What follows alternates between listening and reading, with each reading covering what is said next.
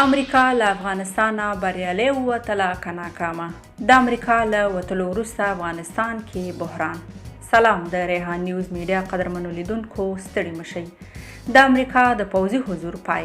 ځینې افغانان وایي افغانستان نوي اقتصادي بحران سره مخ شو. په افغانستان کې د نړیوالو ځواکونو 20 کلن پوځي ماموریت نن پای ته ورسېده. تېره شپه د افغانستان په وخت د شپې 12 بجې د امریکایي ځواکونو وروستۍ پوځي الوتکه د حامد کرزي له نړیوال هوایي ډګر څخه ووته.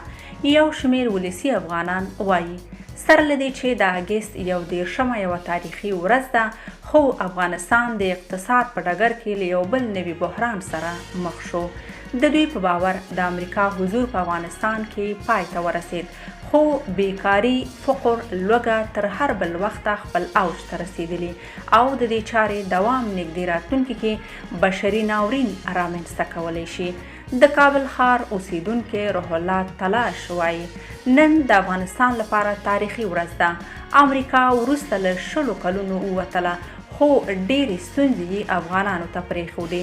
ټول سفارتونه وتړل شول، بیکاري زیاته شوه، بانکونه بند او نوره بدبختي به راتلونکي کې وینو. د دې ښار بل اوسیدونکي خالد امیري بیا دې چارې ته خوښي څرګندوي. هغه وایي افغانستان به نور د پردیو هیوادونو د لوبو میدان نه وي.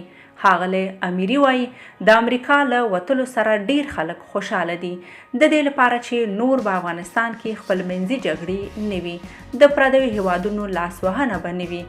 اشغال پای ته ورسید او دا د ټولو غوښتنه وه. د دوی په باور امریکا یوازې ونه وته، بلکې د دوی له وتلو سره ټول سفارتونه، نړیوال سازمانونه او همداراز اقتصادي او ټولنیزې موسسې چې د افغانستان لپاره یې کار کاوه ووتل. له دې سره هممهاله د امریکا د بهرنیو چارو وزارت هم تېره شپه ناوخته اعلان وکړ چې سفارت به یې په افغانستان کې تړلی وي او وروسته له دې به د افغانستان اړوند مسایل له قطره پر مخ بیایي. په ورته وخت په کابل کې د طالبانو ویان ذبیح الله مجاهد رسنیو ته ویلي چې د امریکا له وتلو سره په افغانستان کې اشغال پای ته ورسید او افغانستان خپله خپلواکي ترلاسه کړه. نوموړي ویلي چې له دې وروسته اسلامي امارت د راتلونکي نظام د جوړېدو لپاره خپلې ټولې هڅې په کار اچوي. دا په داسې حال کې ده چې امریکا له نن څخه 20 کاله وړاندې افغانستان ته د یو قوي ځواک سره د تروریزم د ځپلو په هدف راغله. اوس د امریکا د تګ په اړه 2 باورونه موجود دي. یو یې دا چې امریکا خپل اهداف ترلاسه کړل او بریالۍ ووته، خو بل باور بیا دا دی چې امریکا په افغانستان کې له یوې سختې ناکامۍ وروسته خپل کور ته ستنه شوه. د ریحان نیوز میډیا قدرمنو لیدونکو، هیله ده چې راپور به مو اوریدلی وي.